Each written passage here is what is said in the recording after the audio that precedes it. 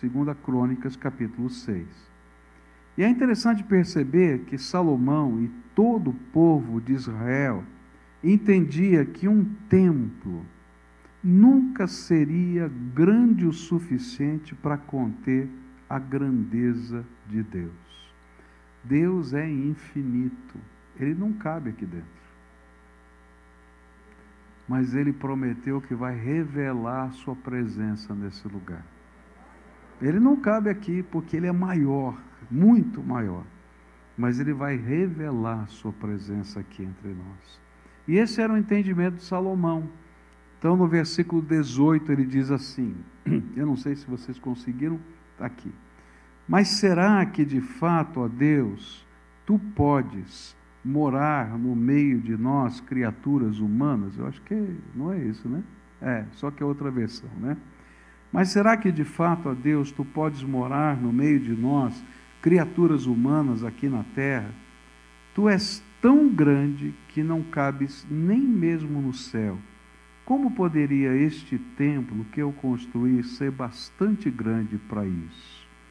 E aí, diante dessa percepção de que Deus não cabe num templo, Ele é muito maior, e eu posso encontrá-lo em qualquer lugar, porque a gente adora a Deus em espírito e em verdade, e eu posso ter comunhão com Ele em todo lugar, ele começa a fazer alguns pedidos na oração de dedicação do templo, que nos ajudam a entender o propósito desse lugar. Para que ele existe? Qual é o objetivo de tudo isso que está acontecendo aqui hoje? E o primeiro pedido que ele faz está nos versículos 19, 20 e 21. E diz assim: ó Senhor meu Deus, eu sou teu servo, escuta a minha oração e atende os pedidos que te faço. Olha de dia e de noite para este templo, o lugar que escolheste para nele seres adorado. Ouve-me quando eu orar com o rosto virado para este lugar. Escuta as minhas orações e as orações do teu povo, quando eles orarem com o rosto virado para cá. Sim, da tua casa no céu, ouve-nos e perdoa-nos. Primeira coisa que Salomão tinha consciência era que, apesar de um templo não poder abrigar a grandeza de Deus, esse era um lugar que Deus mesmo queria que existisse, porque foi Ele que ordenou que fosse construído um templo na cidade de Jerusalém.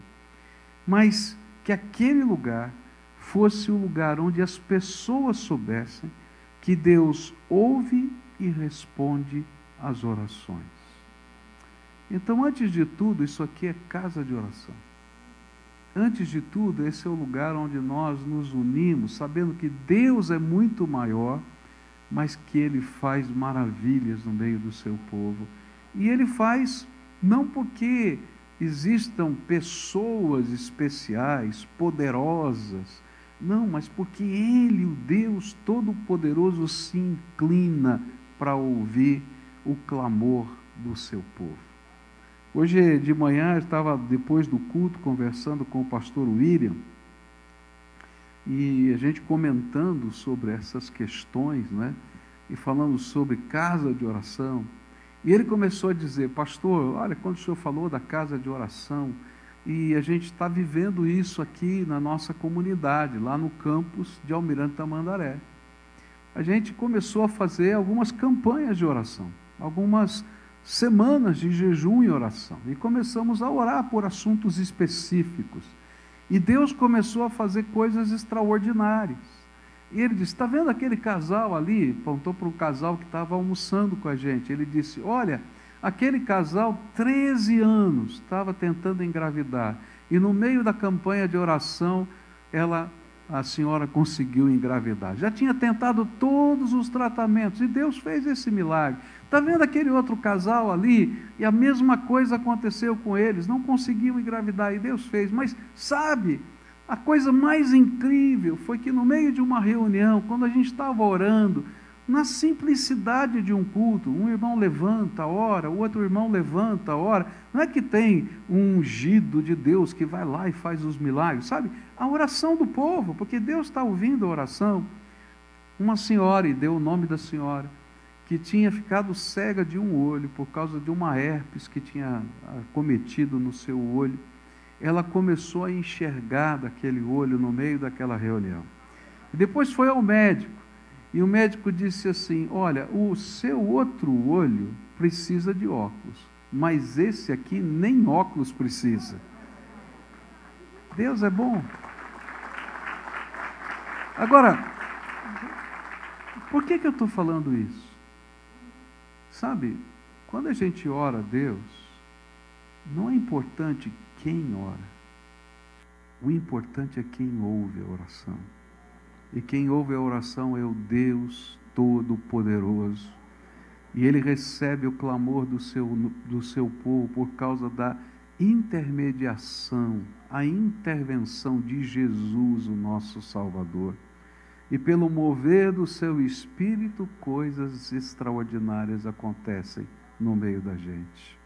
Sabe para que existe uma casa como essa? É para o povo lembrar que pode se reunir, ou que pode entrar sozinho, na presença de Deus. E há um Deus Todo-Poderoso que se importa, que ouve e responde às nossas orações. E não importa se é o irmão fulano que orou, o irmão Beltrano que orou, se é o pastor, o que importa é quem está ouvindo as nossas orações. Eu disse hoje de manhã, que há algum tempo atrás, estava lá no culto na nossa sede, e no final do culto uma senhora veio me pedir para ir até onde estava o seu esposo, porque ele estava tendo um problema na sua perna, com muitas dores na sua perna, e ela queria que a gente fosse orar por ele. E enquanto nós estávamos conversando, ela estava me explicando e pedindo que eu fosse até lá, passou um garotinho, mais ou menos uns 7 anos de idade, olhou para aquele senhor, ele estava com uma cara assim, meio de dor. Ele disse: tio, tudo bem? Ele disse: não, o tio está com muita dor aqui na perna. Está com dor, tio? Eu falei: tá, estou com dor. Não tem problema, eu vou orar pelo senhor. E aí disse: papai do céu, o tio está com muita dor na perna. Põe a tua mão de poder e abençoa, Senhor. Em nome de Jesus, amém. E saiu correndo. E quando eu saí, fui lá até o fundo da igreja onde estava aquele senhor, ele estava aos prantos. E eu disse: o que está acontecendo? Ele disse: fui visitado por um anjo. Deus mandou um menininho de 7 anos aqui, pastor. Nem precisa orar por mim, porque eu sei que Deus já fez, já ouviu. Ele mandou esse menininho só para orar por mim. Aqui tem que ser casa de oração, lugar onde o povo de Deus se reúne para buscar a face do Todo-Poderoso. E sabe, não importa, porque a gente ora em nome de Jesus. Não tem nome mais poderoso no céu e na terra, e as coisas grandiosas de Deus vão acontecer. Por isso Salomão dizia: Senhor, Tu és grande demais, não cabe num lugar desse. Mas Senhor, quando a gente entrar nesse lugar e começar a orar, ouve, Senhor, essa oração. Segunda coisa que a gente aprende aqui nesse texto, ou o segundo significado de um templo na terra, está nos versículos 36, na primeira parte, e depois 24 e 25. Salomão disse assim: quando o teu povo pecar contra ti, e não há ninguém que não peque. Quando, por ter pecado contra ti, o teu povo de Israel for derrotado pelos seus inimigos, e quando ele se virar para ti e vier a esse templo para te louvar e pedir o teu perdão, escuta-o do céu, perdoa o pecado do teu povo e leva-o de volta para a terra que deste a eles e aos seus antepassados. E o que Salomão tinha profunda consciência é que os nossos pecados fazem separação entre nós e o nosso Deus. A Bíblia diz isso, que os nossos pecados fazem separação entre nós e o nosso Deus. A gente estava falando de oração. Mas muitas vezes as nossas orações são impedidas, porque há uma barreira espiritual que nos separa de Deus, chamada pecado. E Salomão tinha consciência disso a ponto de dizer: olha, não tem ninguém que não seja pecador.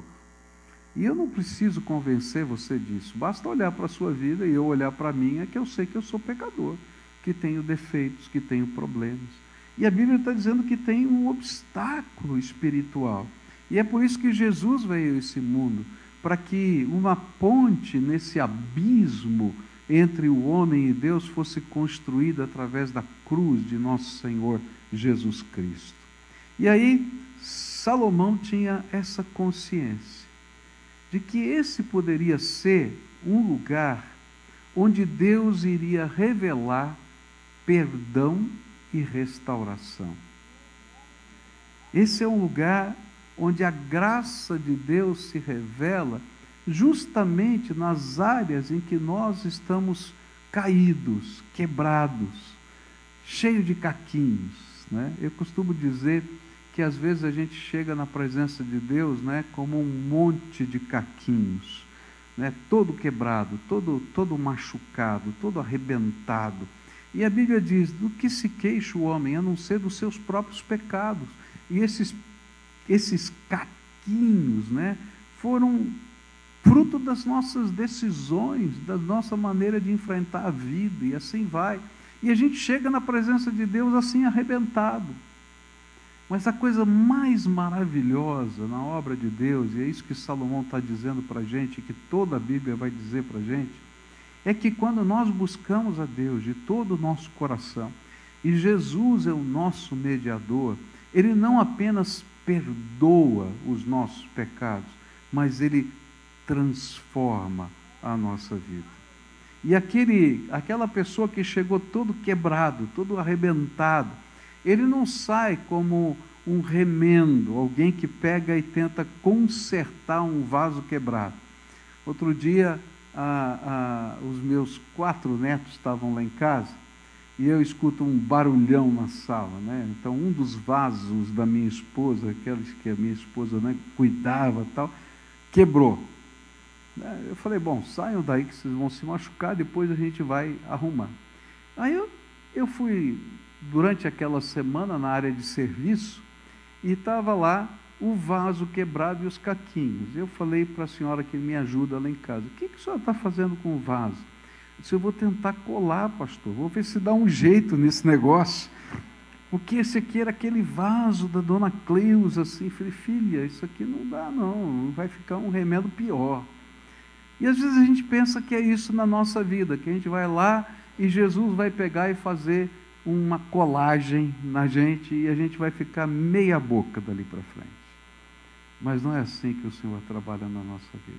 A obra de Deus é diferente, é tremenda, é grandiosa, porque Jesus perdoa e transforma. E Ele cria obras de arte na vida da gente. Aquilo que parecia ser impossível, Ele transforma em algo novo e cria uma obra de arte. E eu me lembrei de um dia que fui lá na ação social da nossa igreja. Na época havia um projeto de artesanato, e eu cheguei lá, tinha baldes e mais baldes de vidro de carro quebrado, sabe? Quando ele quebra, fica tudo estilhaçadinho. Então tinha baldes e baldes daquilo. Eu falei: mas o que esse povo está trazendo tralha para a igreja aqui? Esse monte de lixo aqui, que vai fazer com esse negócio?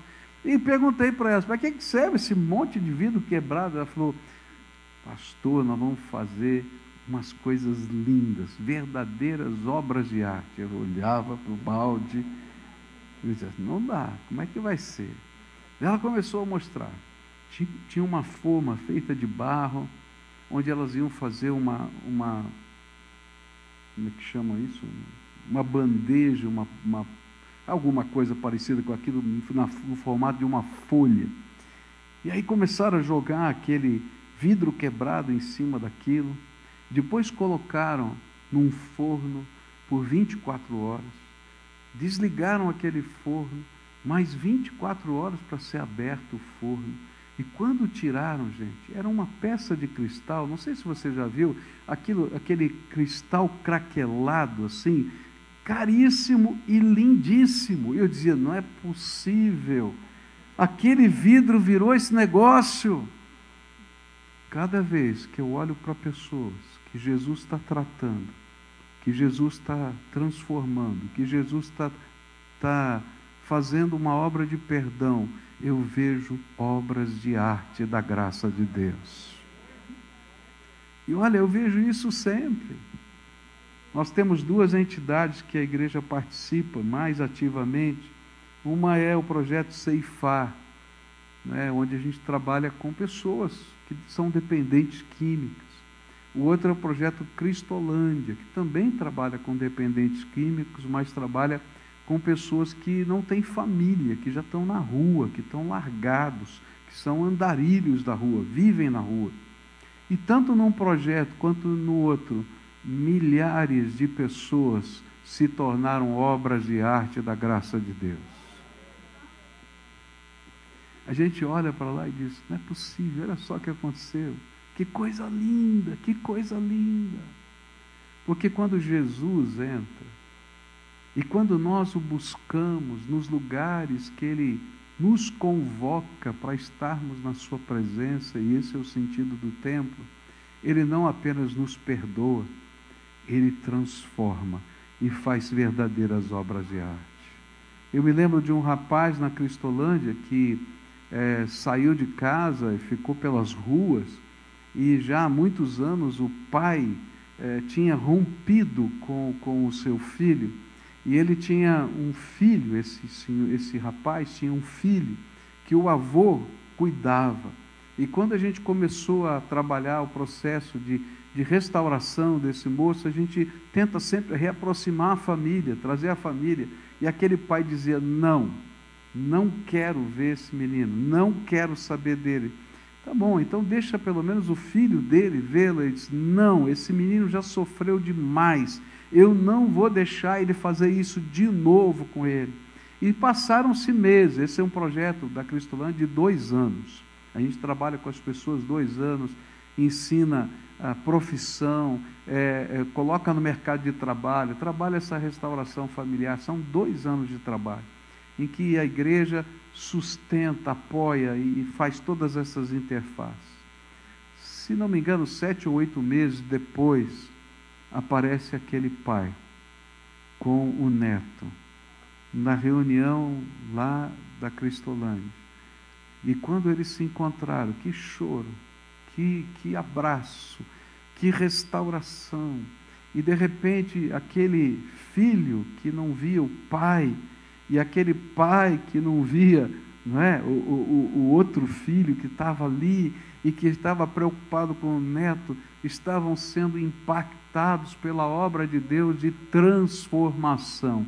Aquilo que ele não acreditava que podia acontecer, estava acontecendo. Uma nova criatura tinha nascido. Esse é o lugar onde o Senhor nos chama para entender que Ele cria novas pessoas pelo poder do Espírito Santo. Quando a gente pensa no que a sociedade pode fazer, a gente vai logo lembrar do gadareno, não é? A história daquele endemoniado gadareno. Há coisas que a sociedade não consegue fazer, não consegue resolver, como o caso do gadareno. Então o que eles fizeram? Eles pegaram o gadareno, colocaram correntes nele e restringiram o espaço onde ele podia habitar, só no cemitério. Só que não funcionava, porque ele quebrava as correntes e fugia do cemitério. E assim funciona a sociedade. O que a gente pode fazer? A gente não consegue mudar a pessoa, então a gente coloca na cadeia, a gente põe no hospital para desintoxicação, a gente faz uma série de medidas restritivas, mas a gente não muda as pessoas. Mas quando Jesus entra, Ele transforma a vida das pessoas. E não importa se ela chegou cheia de caquinhos, Deus faz obra de arte. Ele perdoa e transforma. E aqui precisa ser o lugar onde estarão os perdoados e transformados. A igreja é um grande hospital, onde só tem um médico, Jesus, o resto é doente, que precisa ser perdoado e transformado. E quando a gente estiver aqui, a gente tem que lembrar disso, não importa quem chegue, eu também sou um perdoado e transformado. Se não fosse Jesus, que seria de mim? E essa é a visão que a Bíblia nos mostra. Esse precisa ser um lugar em que isso se revela. Porque o perdão sem transformação é a mera conformação com a miséria humana e a degradação da sociedade. Mas o perdão transformador de Deus é a oportunidade para uma nova vida, uma nova dimensão de valores e novos relacionamentos. E é isso que Jesus quer que esse lugar seja. Um lugar em que as pessoas olhem e digam: onde estão os santos? E a gente vai dizer: estão todos aqui. Mas quem são esses santos? Pecadores perdoados e transformados, que continuam todos os dias a serem perdoados e transformados. Terceira coisa que a gente aprende, versículos 28, 29 e 30.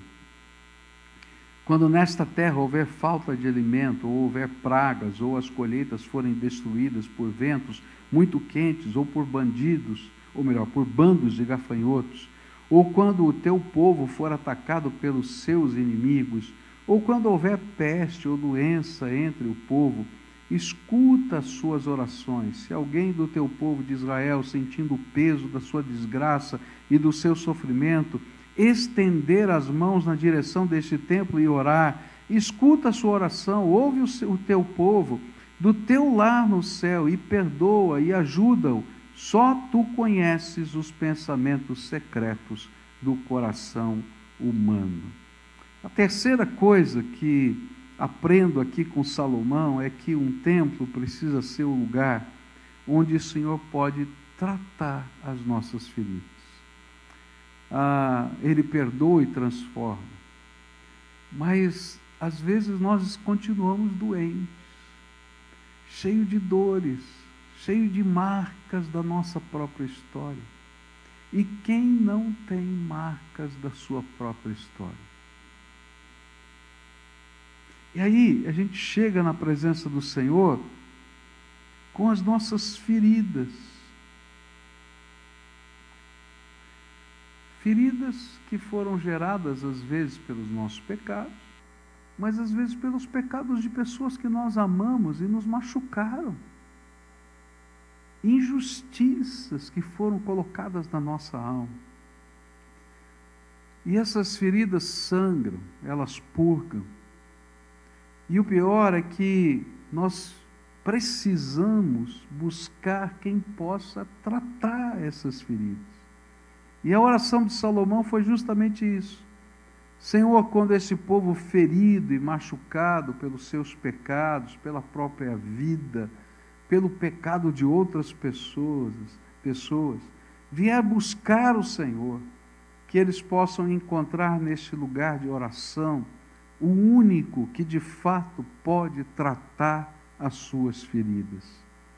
Sejam estas feridas da maneira que forem, que este seja o lugar da cura, Senhor. Cura a nossa alma. Cura, Senhor, as feridas emocionais. Cura, Senhor, as feridas dos relacionamentos quebrados. Cura, Senhor, as feridas das perdas pessoais. E sabe, o que vai acontecendo é que a gente vai vendo o poder de Deus de curar essas feridas. Quantos de nós chegamos na presença de Deus, às vezes, não só quebrados, sem condição de se levantar, mas cheio de marcas, cheios de cicatrizes. Só que essas cicatrizes continuam doendo, sangrando. E aí o Senhor diz: filho, não é isso que eu tenho para você não, eu tenho mais. Eu não só vou transformar e perdoar, mas eu vou colocar do meu bálsamo, do Espírito sobre a tua vida, e vou erguer você de novo. E nasce dentro da gente uma nova esperança, uma nova fé, uma nova percepção. E aí a gente olha para os problemas que continuam a existir, mas com os olhos da fé e não com os olhos da desesperança. Eu me lembro do meu pai. Meu pai, ele tinha um jeito estranho de educar a gente, né? Um dia eu fiquei do lado de fora de casa, que eu não tinha chave, e morávamos no interior de São Paulo, e eu reclamei com meu pai: pai, olha, fiquei aqui do lado de fora, não tenho chave, não sei o que e tal. Ele disse assim: filho, a vida é assim, às vezes a gente entra em sinucas, em becos sem saída, e a gente pode se conformar e ficar chorando porque não tem saída, ou a gente pode procurar uma entrada pela janela, pelo telhado, e assim a gente enfrenta a vida. E aí eu tomei isso literalmente.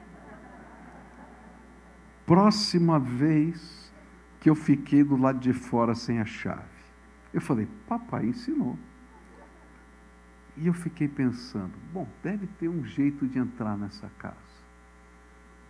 E aí comecei a imaginar: por ali não dá, por ali não dá. E aí descobri que tinha uma janela no fundo do quintal, que se eu colocasse, sabe aquela pazinha de lixo assim, e fizesse esse movimento, ela abria.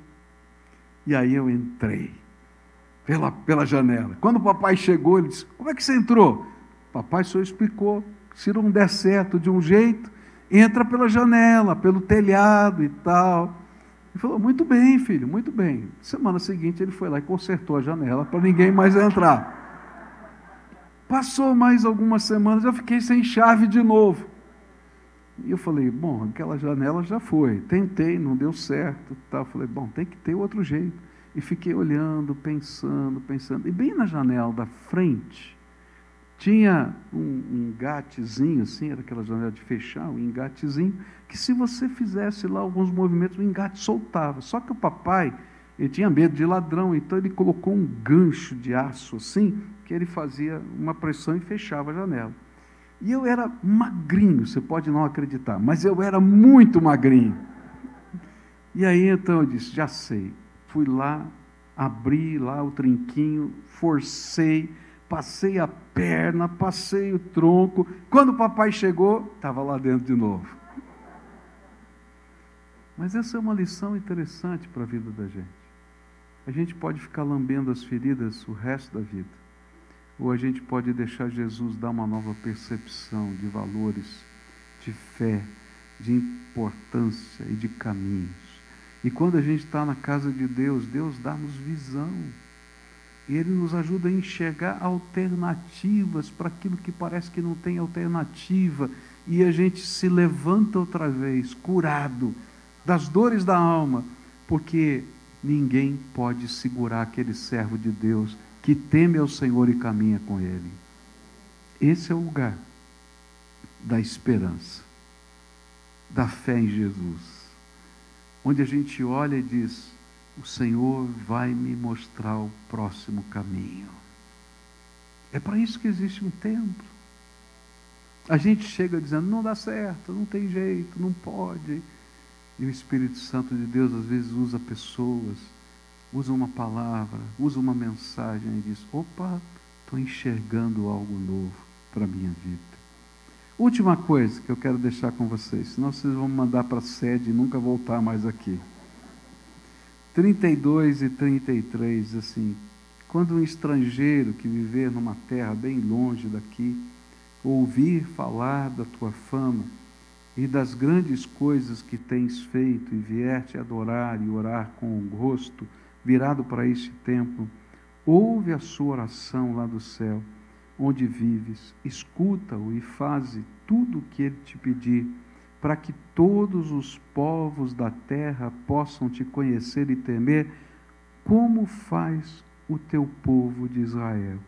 E eles ficarão sabendo que este templo que eu construí é o lugar onde deves ser adorado. É interessante porque o Senhor está dizendo para a gente que o templo precisa ser o lugar da oração, O templo precisa ser um lugar em que todos os povos da terra possam se encontrar.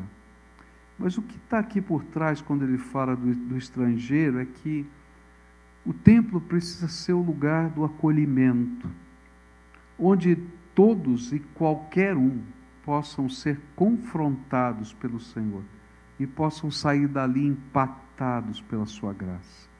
E ele usa a figura aqui do estrangeiro. E essa figura do estrangeiro, ela é usada porque ele é o ícone do diferente, tá? Então, o estrangeiro, ele tem roupas diferentes.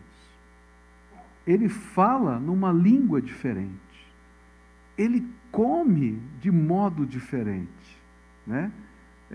Às vezes, alguns usam garfo e faca, mas você vai a lugares do mundo em que eles comem com a mão, e esse é o normal, não é porque não tem garfo e faca, não. Faz parte da cultura. A própria comida é diferente. Os sabores, chega um estrangeiro aqui, vai comer a comida de brasileiro, vai dizer, que coisa horrível essa comida de brasileiro.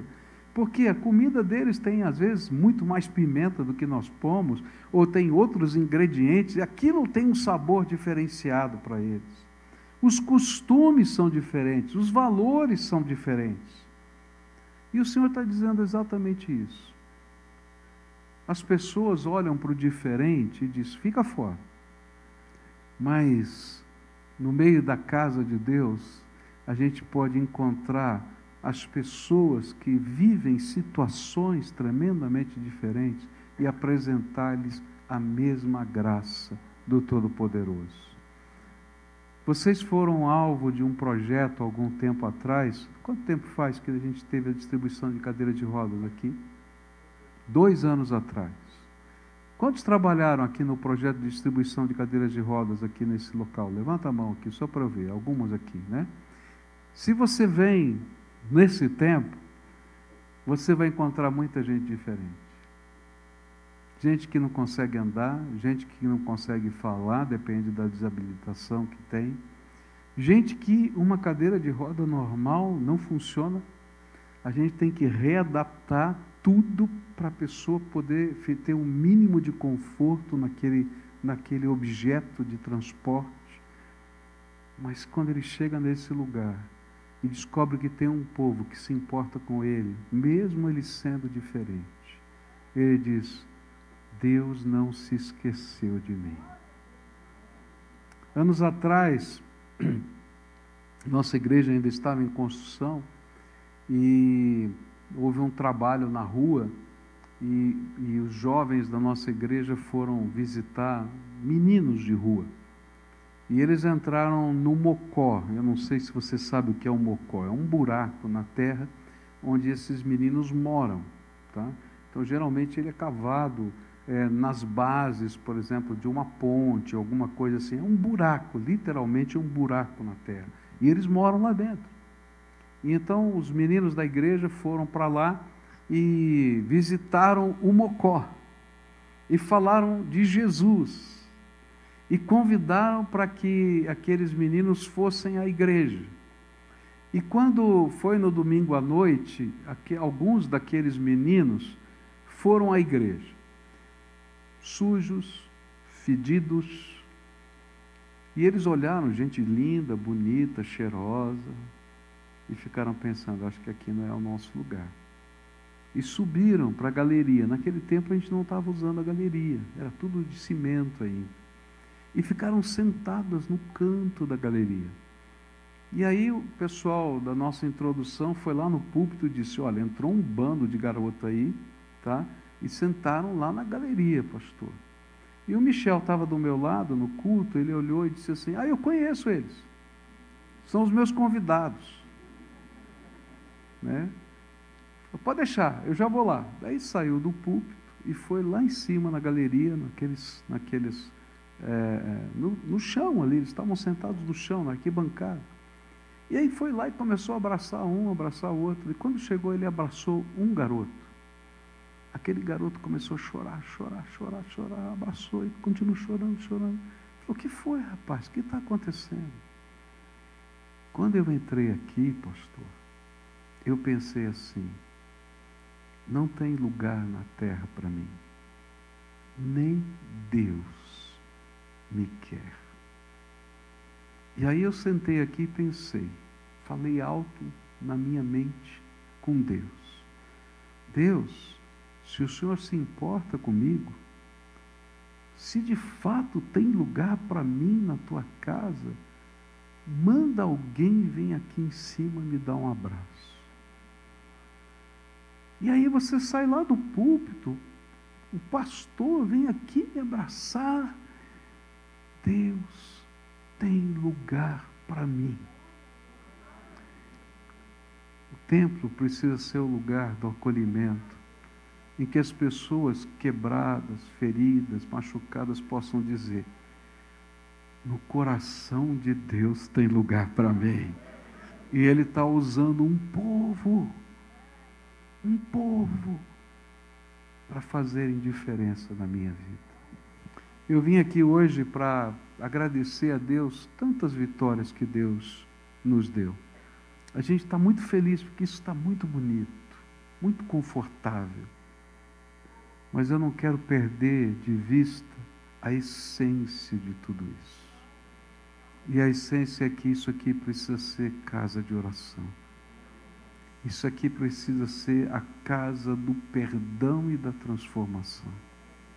Aqui tem que ser a casa em que Jesus cura os feridos de alma. Aqui tem que ser o lugar para aqueles que acham que não existe mais lugar na face da terra para eles, que eles saibam que o abraço do Todo-Poderoso os envolve. E eu vim aqui hoje dizer, olha, Deus nos chamou para sermos isso, povo de Deus nessa terra. E eu queria orar 2 orações aqui hoje. A primeira oração é a favor de alguém que talvez tenha entrado nesse templo dessa maneira, todo quebradinho, todo machucado. Quem sabe com a sua alma ferida.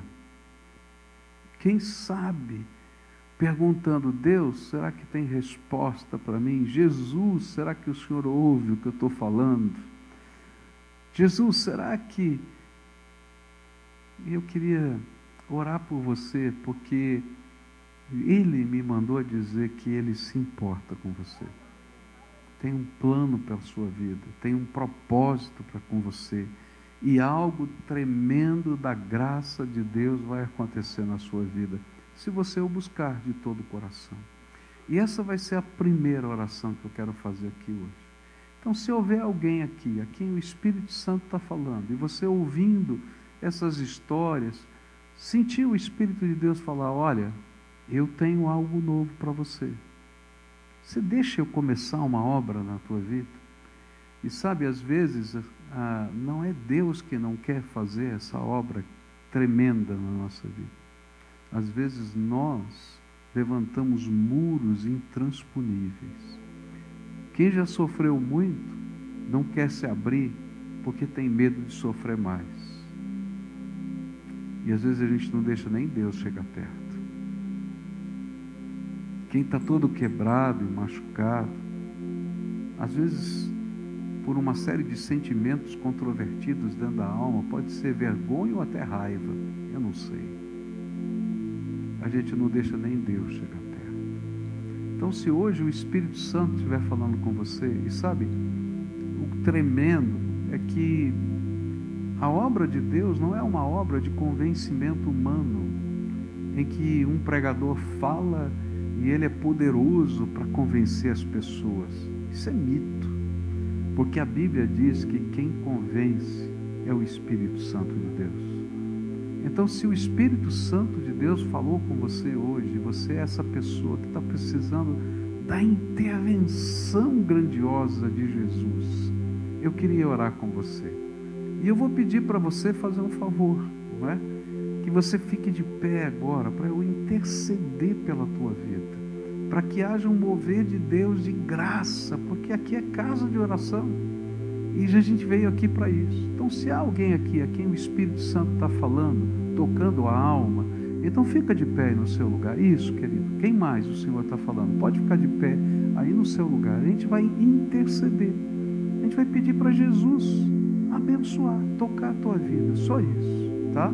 Então, se há mais alguém aí, fica em pé no seu lugar. E a gente vai orar agora.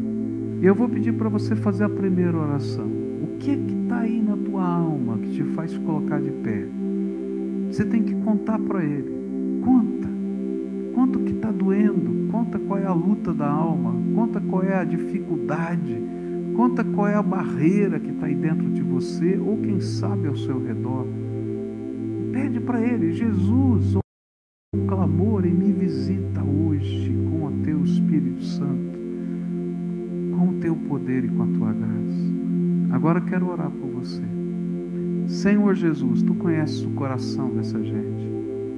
Eles são amados do Senhor.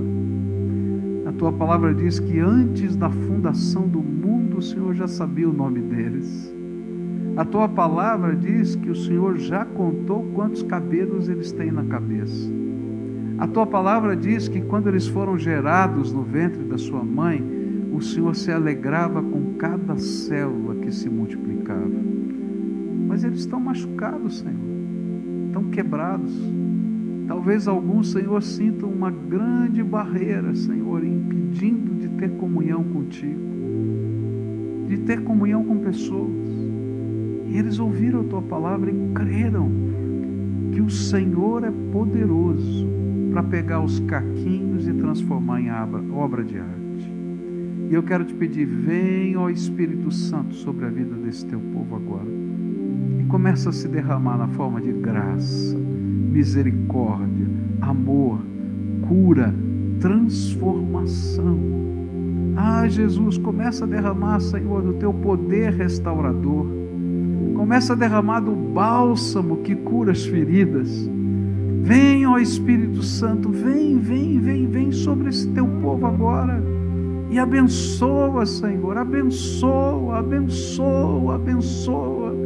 Abençoa os seus queridos. Talvez alguns estejam em pé porque o coração está ferido diante da dor dos seus queridos. Ah, Jesus, visita agora, visita, Senhor, e começa a operar coisas que a gente não consegue nem pensar, mas que fazem parte da grandeza do Senhor. Cuida, Senhor. É aquilo que eu oro em nome de Jesus. E te peço, sela, Senhor, com o teu Espírito Santo cada coração aqui, e que eles ouçam a voz do Senhor no coração deles: filho amado, eis que estou convosco todos os dias até a consumação dos séculos. Fica com eles, é aquilo que eu oro em nome de Jesus. Amém e amém. Agora eu vou pedir para todos ficarem em pé aqui, todos. E a segunda oração é pelo povo que está aqui. Deus quer fazer um compromisso com esse povo que está aqui. Essa casa é só um abrigo. A verdadeira igreja são pessoas.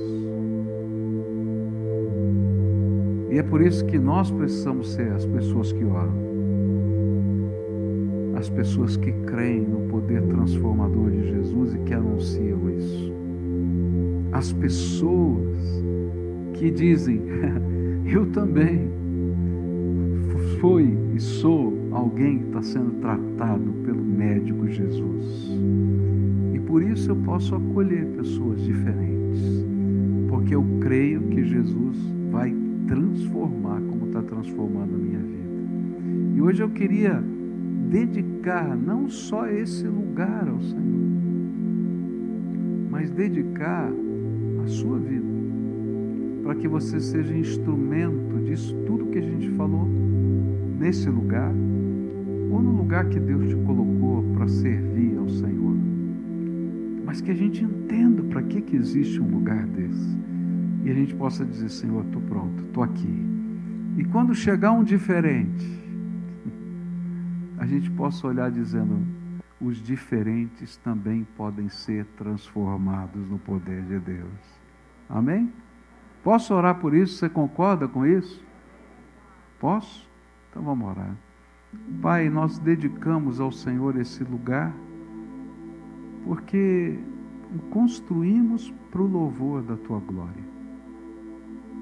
Mas ele é só cimento, pedra, madeira, ferro.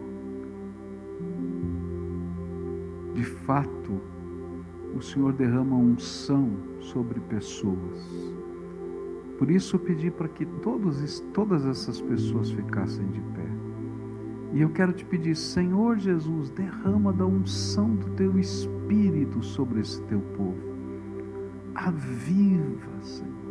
Coloca, Senhor, o dom da fé para que eles enxerguem o que o Senhor vai fazer com alegria no coração. Que no meio das batalhas espirituais que sempre surgirão na nossa vida, eles possam encontrar a janela que dá para abrir, a porta que dá para abrir, porque o Senhor há de revelar. E eles vão poder seguir sempre crendo que o Senhor é aquele que vai adiante do teu povo. Abre o mar quando precisa, mas faz a gente andar sobre as águas quando precisa. Ou simplesmente coloca um barquinho quando precisa. Mas mesmo assim chegamos do outro lado, segundo a tua vontade. E eu quero te pedir, usa esse povo, usa, Senhor, essa congregação local aqui, esse campus da Primeira Igreja Batista de Curitiba, nesse bairro tão populoso, para fazer diferença em cada casa desse lugar. Mas usa também, Senhor, cada um que veio hoje para celebrar com a gente e congrega em algum outro lugar, como instrumento poderoso do Senhor, para o louvor da tua glória. Em nome de Jesus. Amém e amém.